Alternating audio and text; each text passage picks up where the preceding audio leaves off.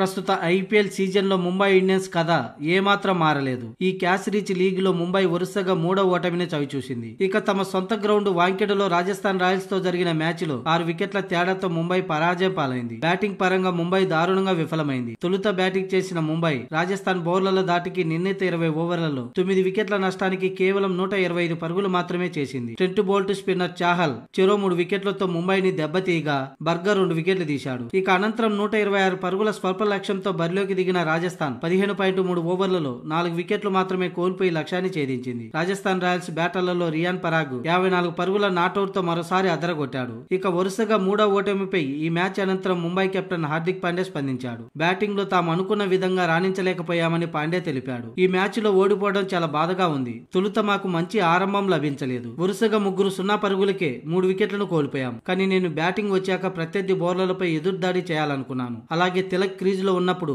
మా స్కోరు 150 నుంచి 160 పరుగులు చేరుతుందని భావించాను. కానీ నేను అవుట్ అయ్యాక రాజస్థాన్ తిరిగి మళ్లీ గేమ్ లోకి వచ్చింది. నేను మరికొన్ని ఓవర్ల పాటు క్రీజ్ లో ఉండాల్సింది. కానీ అలా జరగలేదని హార్దిక్ పాండ్యా తెలిపాడు. అయితే వాంఖేడే వికెట్ మాకు ఊహించిన దానికంటే భిన్నంగా ఉంది. అయితే సాకులు చెప్పడం లేదు గాని ఒక బ్యాటర్ గా ఎటువంటి వికెట్ పైనైనా ఆడడానికి సిద్ధంగా ఉండాలి. ఏది ఏమైనప్పటికీ రాజస్థాన్ బౌలర్లు అద్భుతంగా బౌలింగ్ చేశారు. మేము అనుకున్న విధంగా ఫలితాలు రావడం లేదు. కానీ ఒక టీమ్ గా మాపై మాకు పూర్తి నమ్మకం ఉంది. ఇటువంటి సమయంలోనే ఎక్కువగా ధైర్యంతో ముందుకు వెళ్లాలి. తర్వాతి మ్యాచ్ లో మేము తిరిగి కంబ్యాక్ ఇస్తామని Hardik Pandya post match presentation లో తెలిపాడు.